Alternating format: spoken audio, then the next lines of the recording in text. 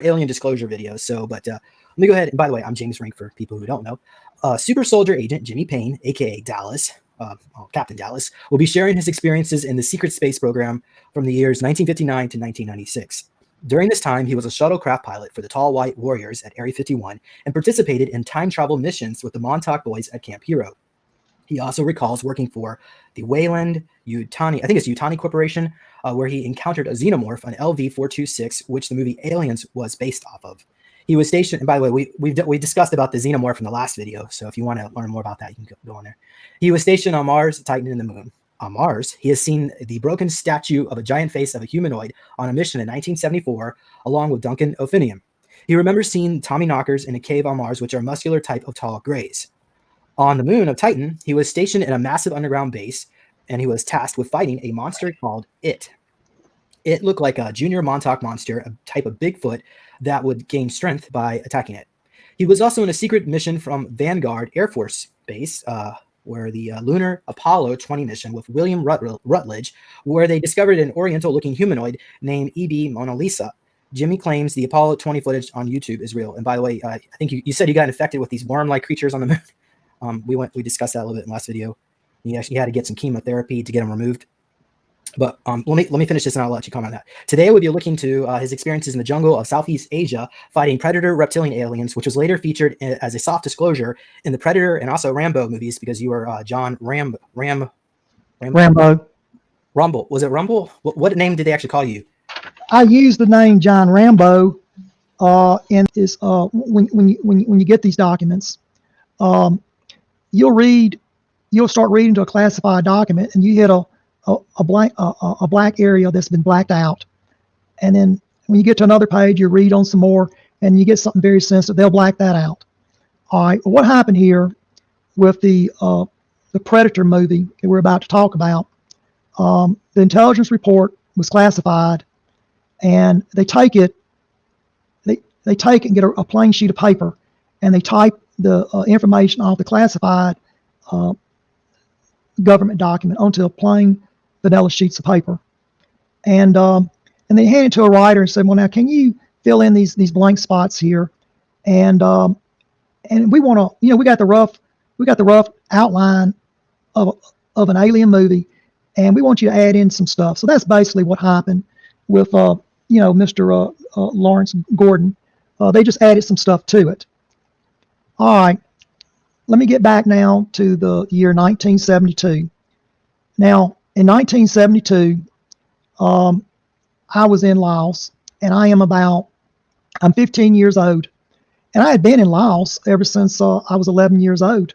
And when you're a young super soldier, you may not can pick up that rifle and carry it 20 miles in the jungle. But, hey, give you a walkie-talkie and some binoculars and get a helicopter to drop you off on top of a mountain, and you're the sightseer. You're going on radio back base. So, hey, I just saw the NVA Army, 100,000 NVA troops. They're passing through, and hey, y'all guys, you might want to get ready for a firefight. So I was utilized as a spotter in Laos. But when this happened in 1972, I'm like 15 years old, and I'm pushing close to 16. I'm about 2 and a half weeks to my 16th birthday. So it's into my pants pockets. And but right prior to sundown, I set off to go into the jungle where this young shaman had witnessed the entity. And it's pretty hot. It's very humid, sweaty. You're sweating. And I get down towards the area of the jungle where he claimed he saw it. And I'm looking around, and about I had to cross over a stream of water to get a good line about where this thing would have been. And I looked up about 70 yards or so, and I could see a black, blurry cloud. It was a pitch black. It was like somebody had took an old automobile tire and caught it on fire. It's just a black cloud, about 65, 70 feet off the ground, hovering in the trees.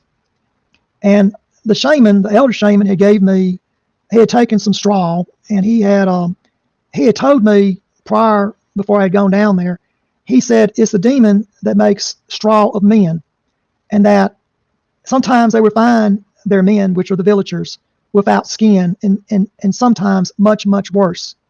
Now, that was stated in the movie we're about to get into in a little bit. But what happened when I was down, in the area that I seen this entity, it was trying to take form, but it never took form, but it was trying to take form like a shadow, like you walk and you see your shadow on the ground. It was trying to get an image, and it had like 7 heads. It appeared to have 7 heads, and it kind of looked like it had a tail, but I couldn't make out what it was. And I went ahead. I knew some chance, when I was with the Paiutes, I know about skinwalkers. You can do certain chants to warn off a skinwalker. And here I am, 10,000 miles from home, James, and I don't even know the entity that I'm trying to cast away. I don't know what the name of the entity. Now, and on top of that, if you have a demonic presence, if you summon that entity in Laotian, you need to really cast that entity out in Laotian. And I didn't know a whole lot of Laotian language. I knew I tried to cast it out with English. That might have been, where I was weak at. But I was able, I took the straw doll, or the straw that represented the doll, and I tore it up as the shaman had told me to. And I said my chants in English rather than Laotian. And I took threw the salt into the water. And by that time, it didn't retreat just right off. The temperature went from like 95 to 100 degrees temperature, subtropical temperature. It got so cold, James, that when I would breathe out the vapors in my breath, you could see the vapors. It was extremely cold. And it got down to maybe, I would say probably 15, 20 degrees above zero. It was extremely cold. And the water had turned red. Okay, it was like blood coming out of the stream just below this entity. But when I attempt to cast the entity out, I tore the straw doll up, and I threw the salt into the water, and the water went from blood red, back to normal, and the entity dissipated, went back into the jungle, and I just remember being extremely cold. You have bumps on my arm, it was just real cold. And when I put my foot back into the stream, it was ice cold. It wasn't warm anymore. It was just ice cold. And I thought the entity was gone. So I went back and talked with the shaman. And he thanked me. That's back there. The creatures had already left, several days earlier. So I went ahead and bedded down, found a tree. And back then, you don't need a tent. What you do is just find a tree and lean up against it and go to sleep. And the only thing I need is about 2 hours of rest. I was trained.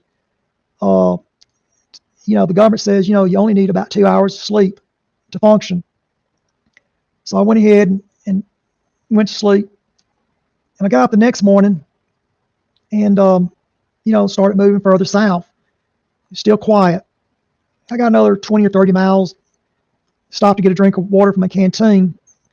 And when I was drinking my water, I was looking around, just kind of scanning around. And I seen a branch that had been freshly broken up in a tree. I think the branch might have been about 6, maybe 7 inches in diameter. And it was broken. It was a fresh break. So I got to looking at it. It's getting there. So it looked like it was semi-translucent and had yellow glowing eyes. Yeah, it's that part there is very real, except there's no other actors involved. It's just me alone. Those other individuals in the background were not there when I saw it. Okay. I'm by myself. The 506 is back north. All right. So that's kind of what the Khmer Rouge guy looked like, except his head was gone. So I know there's something in the jungle at that point, that I'm not alone. I don't know, apparently when the spacecraft took,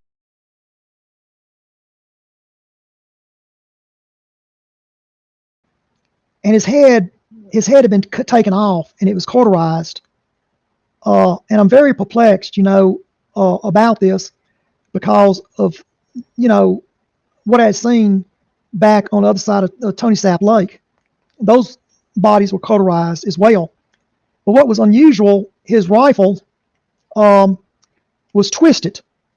Now, you know, everybody knows you could take a rifle and lay it on the street and run a tank over it. You know, you can mutilate a rifle that way. You can also take a rifle and put it in a vise and take a monkey wrench and twist it.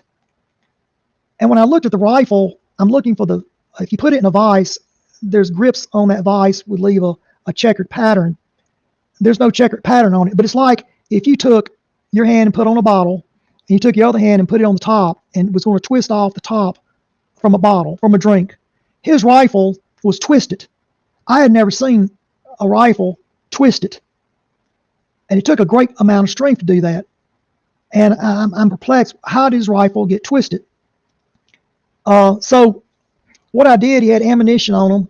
I'm not going to leave any ammunition behind for the Viet Cong. So I took the belts of ammunition off of his body.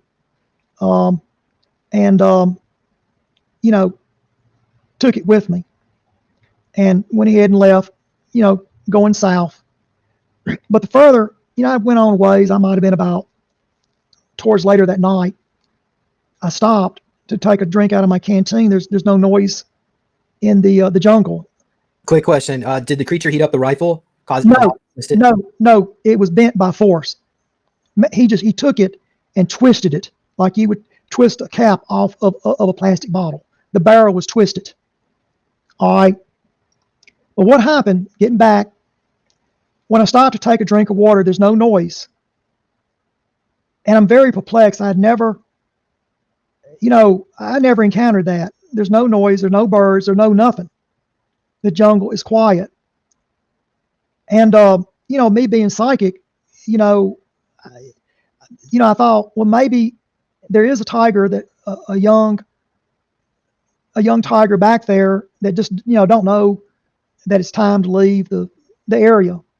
So I'm still thinking, you know, it's a tiger.